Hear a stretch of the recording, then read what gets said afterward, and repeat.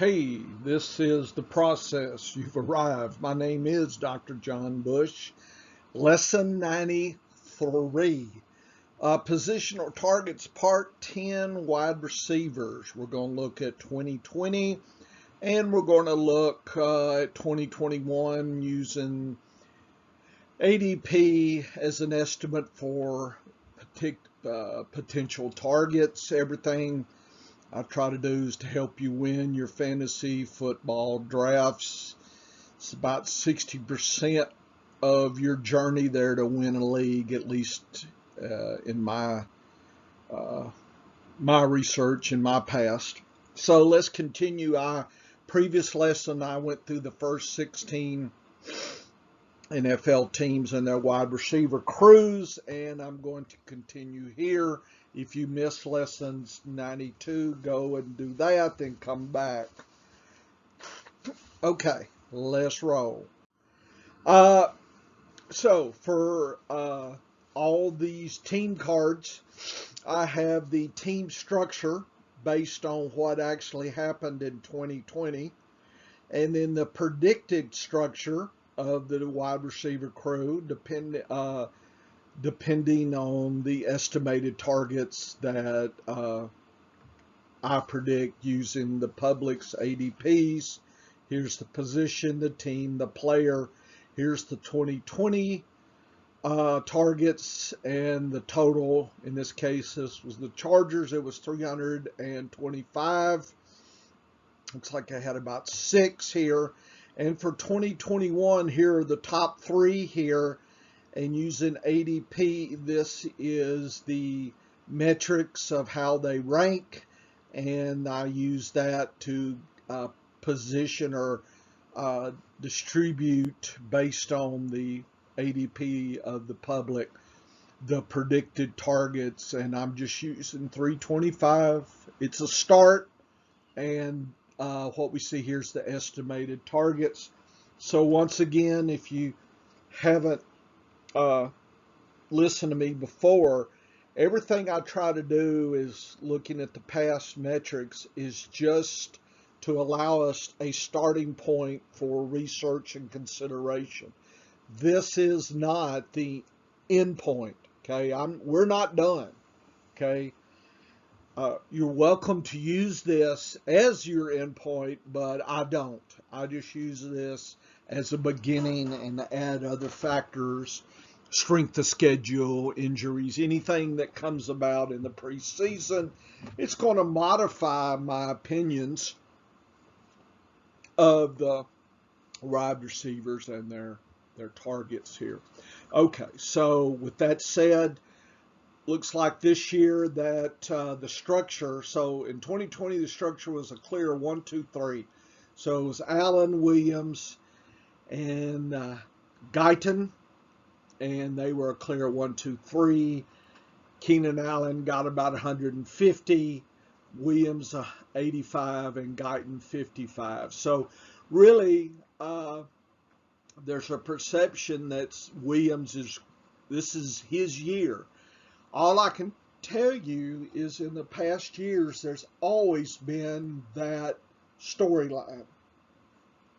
And in fact, the public is predicting 117. So he's supposedly going to get 30 or 40 more targets this year. And at the same time, Keenan Allen's going up about 30 or 40 as well. I think it's more likely that Keenan Allen gets closer to his predicted 186 and maybe a little high than Mike Williams. I think 100 is pretty aggressive there. And Tyrone Johnson, 22, he may go up, maybe 30, 40, but he's, other than a handcuff, he's not really in the picture right now.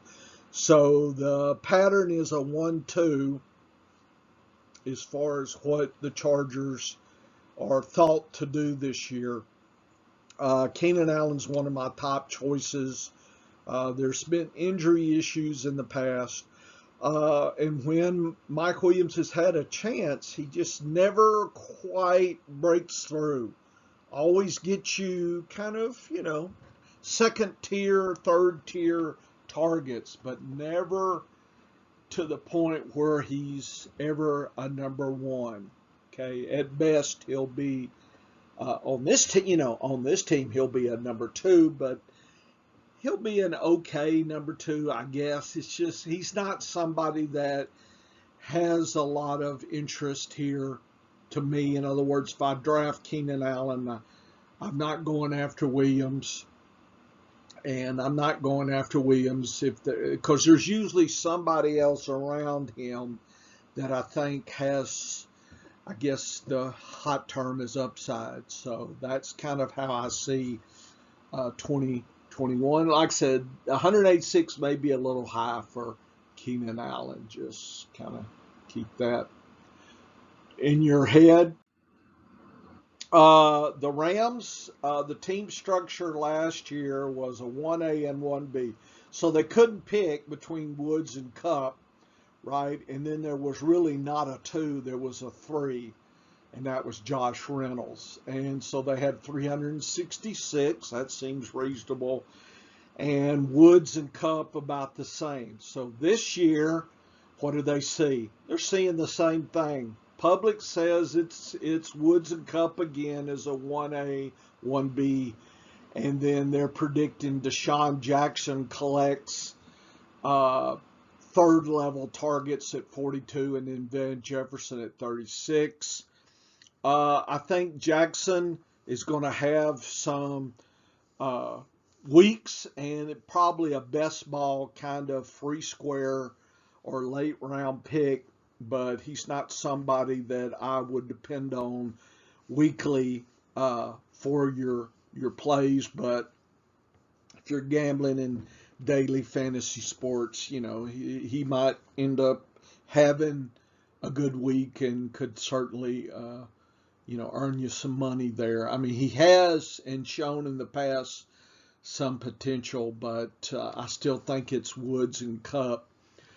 And probably then the tight end there, is part of the passing, receiving show there. Okay, so I believe either Woods or Cup, probably whichever one's cheapest. They're pretty close together, so either one would be fine with me. Okay, I'm not picking a preference. In other words, I'm not reaching for either, but I'll take either if they drop to me. This is the Las Vegas Raiders. They had last year a 1A, 1B, and a 3. And their 1A and 1B were the Chargers 2 and 3. I mean, look at the target, 82 and 76. That's probably wide receiver level 3 in the whole league. So these guys are going to go late. And they did spread it out a little bit. And this year, the public is saying pretty much it's going to be a 1A, 1B, 3A, 3B situation. It may be a 1A, B, and C with Braylon Edwards there. It could be a 1A, B, C, and D with Renfro. It could be that way. John Brown is, they got him, and Ruggs is thought to be the hot dog. So Ruggs is going to double his 2020 targets. I don't know about that. Brown came in. 73 seems good. Braylon Edwards is almost a free square in best ball. And that's kind of probably the only place I'm really taking him because he could have a week or two. I'm not really enthusiastic about any. I guess if you need a spot play, a deep wide receiver 4-5, then you might pick in here. But nobody I'm just, digging up, trying to grab and reach in. But potentially if I got 3 or 4 or 5 wide receivers, I could take some of these. Miami. Last year, Miami was a 1 and 3A, B, C, D, E. In other words, wasn't a clear number 2 at all. Parker was the clear number 1, and then the whole Hee Haw gang was the clear 3rd, and you pick your poison, pick your weak. 314, that's a nice targets, but if Miami decides to spread it out in a platoon, it certainly hurts any of these second tier people. Now, they did bring Fuller in. Fuller has a little bit of an issue, I think suspended or something. Parker is predicted to be about 100. That seems reasonable. The rookie Waddle is about 100. It's 86. So it could be a 1A, 1B, 1C. That's how Miami likes to do it here. So I guess I would pick Parker. I think he may be going really late, and he's probably worth at 92 targets. A wide receiver 3-4, probably a 4 kind of play. Fuller could be, but I'm not sure his suspension. Who knows what that's going to be? And the rookie, we don't know. Miami's got Tua's just learning the ropes. Don't know the chemistry here. Of course, there's Preston Williams. He's kind of a standby kind of journeyman here as Parker. So nobody is just jumping out to me other than maybe Parker as a sure wide receiver 4 type. So nothing's really, going to be a surprise, I think. Minnesota was 1-2 last year, and it's probably 1A, 1B this year. Jefferson and Thielen. Jefferson had a little bit of an injury scare. The public says it's 152 versus 132. I'm taking Thielen because he's cheaper than Jefferson and so far not injured. So that's why I'm taking Thielen over Jefferson. But if Jefferson slides on injury issues, he could be worth a grab as well. 150. These are wide receiver 2. Maybe, if Jefferson wasn't injured, he could have stepped up to a 1 level, but certainly strong 2s in the league. So I'll take either one. Would take both in best ball, but probably taking Thielen because he's a little cheaper in draft capital. That's the only reason. New England, 1A, 1B last year, and a 3A, 3B. Cam Newton did really pass. Look at these target numbers, 80 and 70 and 57 and 39. Boy, those are weak. Edelman's gone, and they had 261. So it was a weak amount of targets, weak players. This year they brought in Aguilar. They're wanting Myers to be injury-free and step up. Bourne and Harry. This year it looks like a 1, 2, 3A and B scenario. Aguilar is at best a wide receiver 3-4 type. Myers, he's a free square in best ball. That's where I would take him. So Aguilar may be a deep play in redraft, but nothing's really exciting me here based on these predictions. New Orleans. It's a new quarterback day, maybe a quarterback platoon with Winston and I forgot his name. That's so bad. Anyway, the other guy. Okay. That's what happens when you get old and tired. So last year we had a 1, which was Sanders. Okay, and he's gone. And then a 2A, 2B. Thomas was injured. Tyquan Smith. Well, Thomas is still injured. He's wanting to be traded. Now he's not wanting to be traded. Sanders is gone. So I think that Thomas's 205, that's gone. When I made this a couple weeks ago, a lot of this hadn't happened. I think Thomas is down maybe the 120, and I think Smith was going to get up close to 100 as well, maybe 80, maybe even more than Thomas if Thomas doesn't come back. And that puts Callaway closer to 80. So right now, I'm drafting Smith as the 1, Callaway is the 2, and maybe Thomas the 2B. I don't know when he plays. I mean, this is the definition of uncertainty here. If Thomas wasn't injured, did that surgery on time, and everything seemed to be okay, he would have been in line to be a wide receiver 1. Now, is he a 3? I'm probably taking Smith if I'm taking anybody here, and then Callaway in best ball. If Thomas falls, I'll take him in best ball. Really uncertain here, folks. Not saying not taking, just uncertain. I don't need uncertainty and controversy. The Giants had a 1A, 1B platoon, Slayton and Shepard, and they had Golden Tate as a 3. Tate's gone. Slayton and Shepard came back, and they drafted Galladay. Galladay is predicted to grab the 108. So it's a wide receiver 3-4 type. Shepard is the 2, maybe 2A. Slayton 2B. I'm taking Slayton in best ball as a free square. Shepard almost as well. Probably taking Galladay as a 4. Not sure what's going to happen. It looks like a potential train wreck here.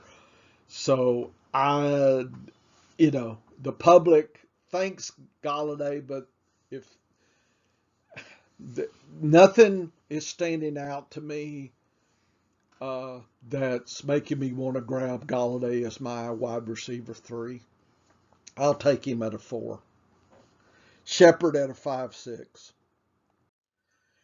New York Jets. Let's have everybody catching the ball here. Last year they had a 1 and a 2A to 2D scenario. So Crowder, I think he had some injuries last year. He was at 89, 90, and it was Perriman who went to Detroit, Berrios, Mims, Smith, Hogan. I think Hogan went to the Saints. Yeah. So this year, they brought in Corey Davis, and they're predicting he gets 100, which is, again, a 4, maybe like Galladay. Crowder could surprise folks. Public may be down on him. He may be closer to 100 as well. So it could be a 1A, 1B scenario here. Elijah Moore could be a 2B, maybe. Denzel Mims, there's controversy that he does make the team. I don't know. So right now, I'm taking either Davis or Crowder as a 4. Okay, and we'll take Crowder because he's cheaper. Philadelphia, they like to spread the ball as well. They had a 1, a 2A to 2B. So Greg Ward at 79, that's wide receiver 5 type. Fulgham came on at 67. Rager was at 54. So this year they drafted, and the best wide receiver, I guess, it's the highest rookie tagged here is Smith at 136. That's a wide receiver 3 type. Probably take him at a wide receiver 3 type. Take a roll of the dice. Rager, somehow he's going to double. Fulgham is going to half. Greg Ward is going to half his. The public says it's a 1 and a 2. I could see it being a 1, 2A, B, and C, actually. Rager and Fulgham and Ward are all free squares. Probably taking Rager first as a free square or wide receiver 5, 6, 5 maybe. 4, I guess, if you want to gamble. Smith might surprise everybody. I mean, the public loves him. Definitely not taking him as my 2. Wouldn't really want to take him as a 3. Love to take him as a 4. Pittsburgh. Ben's back, and last year we had a 1, 2, 3. This year the public says, we got a B, and C type. It's the same player. Johnson, Schuster, Claypool, they're all the same. I mean, I know there's 150, 140, 130, but that's basically the same. These are wide receiver 3, maybe 2 types-ish. Probably take Schuster, Claypool, whoever's the cheapest. I mean, if Johnson falls low enough, I'll take him.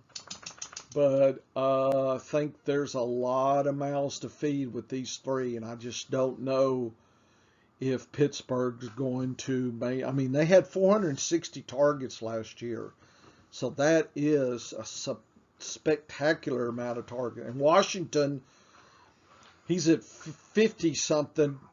He wants to quit. He's like, I can't break through here.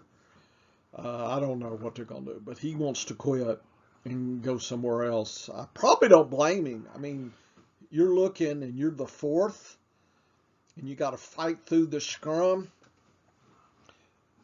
Wide receiver 2, 3 types. I think I'd take, the cheaper of the pair of the trio. So Claypool or Schuster, they're almost back to back. Seattle had a 1A, 1B, 3. So they didn't have a 2. Lockett and Metcalf, wide receiver 2 types. And guess what? This year they're thinking Metcalf steps over Lockett at 170. That puts him close to wide receiver 1. And Lockett is a wide receiver 2. Probably taking Lockett, he's cheaper. But if Metcalf falls to a 2, I'll take him as well. I mean, I'd take both. Best ball, taking either one, what I can. The rookie could surprise maybe later in the season. An injury, handcuff only. 2020, this is San Francisco. They had a 1, 2, 3A, and B. But Ayuk at 100 targets, that's a 3, probably a 4 type, and then the whole gang there. I know there were some injuries there. This year they think Debo is not going to be injured, and Ayuk is going to go up by 50 or 60. Boy, these are optimistic, folks. I see them as a late 2, 3 types on both. I would not take them as my 2s. I might take Samuel as a 3 if I got to take it. I just don't know what we're going to get if we get the rookie quarterback. I don't know. There's uncertainty here. The public, they're on board. They think we got 2 wide receiver 1 and 2 types, and I don't know if we don't have wide receiver 2, 3 types. Taking Samuel because he's a little cheaper. That's it. Tampa Bay. I guess they're going to repeat. Super Bowl champs, Brady. Last year we had a 1, 2, 3A, and B. So we had Evans at 109 targets. That's a wide receiver 2, 3 type. Goodwin, 84. Brown at 60. Miller at 50. So Brown was really underutilized. This year, they think Goodwin beats everybody at 120. Evans, 119. Brown at 88. So they really see it as this could be a 1A, 1B, 1C type. But right now, the public says 1A, 1B, and a 3. Whichever one's cheaper, Goodwin or Evans, I'd take as a 2. Would not take as a 1. Don't see it. Brown could be a nice 4. Okay. Not going to reach for Brown. Everybody's squawking, we're missing something. Well, a lot of mouths to feed here in Tampa Bay. And Brady is very direct on what he does. He's not just slinging the ball out there. So these numbers may be a little high. Just be cautious. Okay? Be cautious. Tennessee had a 1-2. Brown and Davis. Davis is gone. Does that leave Brown? So this year they say no, they grabbed Julio. So it's a 1A, 1B. Those are still wide receiver 2-3 numbers. Maybe Brown slips into a deep wide receiver 2, but definitely no 1s here. Maybe a 2, probably more a 3 type. Josh Reynolds is a handcuff injury kind of play only. Not taking a lot of here in Tennessee. They love their tight ends. We'll see what they're going to do. Henry's going to get a lot of play too. Washington had the clear Scary Terry at number 1, and then 4 other players at about, they were the same player. 3A, B, C, and D. 300 targets, not bad. Scary Terry could, so they're getting 164. That's better than Godwin and Evans. He may be a little undervalued here, but I believe Samuel coming over from Carolina, 120. I think they're both solid 2s. I think that I'm taking Samuel because he's cheaper. I don't know how Fitzpatrick and these guys interact, but these are the only 2 I'm looking at. Taking Samuel because he's cheaper. Okay, I think you can get wide receiver 2 bargain at a wide receiver 3 price, maybe. We'll see. I think McLaurin has the ceiling to go close to a wide receiver 1. Just don't know, because Washington really likes Gibson to run. So I don't know if they're gonna dial back on passing. I mean, Fitzmagic, maybe they get a 1 and a 2 out of these 2. Probably taking Samuel is more of I feel he's a little safer pick where he's going. Okay, so that leads us to, based on the public, not based on me, based on the public's view, they think Ridley is the leader for the year. 238. Hill. Thomas, that number's gone. Here, so let's throw Thomas let's cut that number in half. So that puts Thomas, puts him down in this range. So Ridley, Hill, Robinson, Allen, Diggs, Metcalf, Brandon Cooks. Hey, I think there's a bargain there. Moore, McLaurin, Ayuk, Hopkins. So is that 1, 2, 3, 4, 5, 6, 7, 8, 9, 12. So is that your wide receiver 1s for the year? Okay, 1, 2, 3, 8, 10, 11, 12. Is that your wide receiver 2s? So Smith is a wide receiver 2, Juju, Cup. I don't think Ayuk is a wide receiver 1. McLaurin could be. Hopkins. The ones I'm worried about are Cooks and IU, just because of the quarterback situation. So if those drop and Jefferson's injured, Anderson and Cooper and Woods and John, they could be moving up. Adams is probably low at 147. He could be a one. There's a lot of fluid in this, what the public's seeing right now. Just this is what the public thinks. Okay, so you need to think about this a little bit, see what you think. Here's the next here. These are the deep plays. Not sure there's a lot of bargains. So this could be the bargain right here. Miller could surprise. I mean, you could.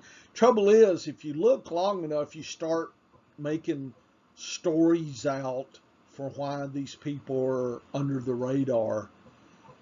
Just realize that's kind of a bias. If we look at something, we want to sit there and pull it out like, oh yeah, I can pick that sleeper. Do more research than this table, please. Okay. That's the end of my wide receivers, the estimations, and the leagues.